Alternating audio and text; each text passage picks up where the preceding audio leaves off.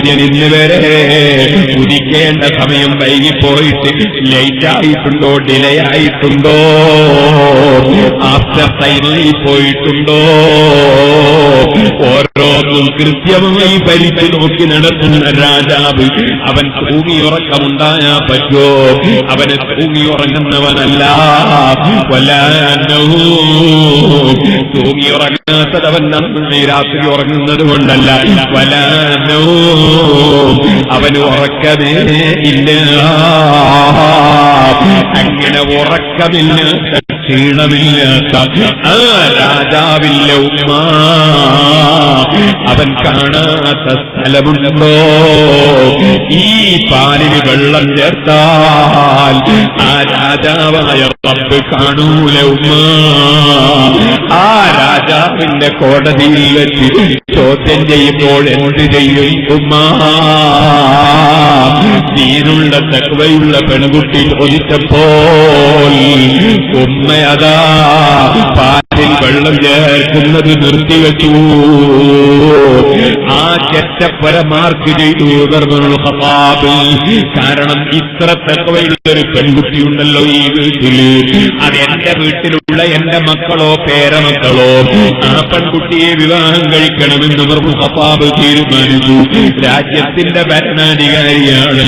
പെൺകുട്ടിയുടെ പണമല്ല നോക്കുന്നത്, പെൺകുട്ടിയുടെ പണമല്ല നോക്കുന്നത്, വീടല്ല നോക്കുന്നത്, പെൺകുട്ടിയുടെ ദീനാണ് നോക്കുന്നത്. ഉമറുൽ ഖത്താബ് തങ്ങളെ കൂടെ സ്വർഗത്തിൽ കിടക്കേണ്ട യുവാക്കളെ, പാവപ്പെട്ട പെൺകുട്ടികളെ വിവാഹം കഴിക്കുമ്പോ ഇത്ര പവന് വേണമെന്നല്ല പറയേണ്ടത്, പൊന്നല്ല കെട്ടേണ്ടത്, പെണ്ണാ കെട്ടേണ്ടത്. നല്ല പെണ്ണിനെ നോക്കിയാ വിവാഹം കഴിക്കേണ്ടത്. പൊന്നെത്ര കിട്ടുമെന്നല്ല നോക്കേണ്ടത്, അതുപോലെ സ്വത്തെത്ര കിട്ടുമെന്നല്ല നോക്കേണ്ടത്. സുബഹിന്റെ സമയത്ത് ഞാൻ കിടന്നുറങ്ങിപ്പോയാൽ എന്നെ വിളിക്കുന്ന പെൺകുട്ടിയായിരിക്കണം. ഞാനൊന്ന് വഴി തെറ്റുമ്പോൾ എന്നെ ശരിയായ വഴിയിൽ സ്വർഗത്തിലെത്തിക്കുന്ന പെൺകുട്ടിയായിരിക്കണം. അങ്ങനെ ചിന്തിച്ചുകൊണ്ട് വിവാഹം കഴിക്കൂ യുവാക്കളെ, അങ്ങനെ വിവാഹം കഴിക്കാൻ അനുവദിക്കൂ കാരണവന്മാരെ.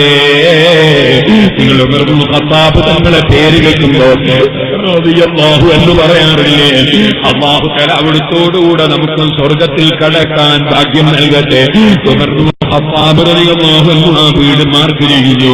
വീട്ടിൽ പോയിട്ട് മക്കളെ എല്ലാം ഒരുമിച്ച് കൂട്ടിയിട്ട് ചോദിക്കുന്നു, അല്ലാഹുവിനെ ഭയപ്പെടുന്ന തഖ്വയുള്ള ഒരു പെൺകുട്ടിയെ വിവാഹം കഴിക്കാൻ ആരുണ്ട് നിങ്ങളെ കൂട്ടത്തില്? സുബ്ഹാനല്ലാഹ്, സന്താന പരമ്പരകളിൽ നിന്ന് ഒരാൾ അതാ ഞാൻ വിവാഹം കഴിക്കുമെന്ന് ഏറ്റെടുക്കുന്നു പാപ്പയോട്. സുബ്ഹാനല്ലാഹ്, ആ പെൺകുട്ടിയെ വിവാഹം കഴിക്കുന്നു. ആ പെൺകുട്ടിയിൽ ജനിച്ച കുട്ടിയാണ് സയ്യിദുനാ ഉമർ ഇബ്നു അബ്ദുൽ അസീസ്. ആ ഉമർ ഇബ്നു അബ്ദുൽ അസീസ് റളിയല്ലാഹു അൻഹു ഭരണമേറ്റെടുത്തതിന് ശേഷം രാത്രി വല്ലാതെ ഉറക്കമൊഴിച്ചിട്ടുണ്ട്. നല്ല ക്ഷീണമുണ്ട്. ഒന്ന് ക്ഷീണം മാറ്റാൻ വേണ്ടി കിടക്കാൻ പോവുകയാണ്. അങ്ങനെ കിടക്കാൻ വേണ്ടി പോകുമ്പോ ഏതേ മഹാനവറുകൾ പറഞ്ഞു, എന്റെ കോടതിയിൽ കുറെ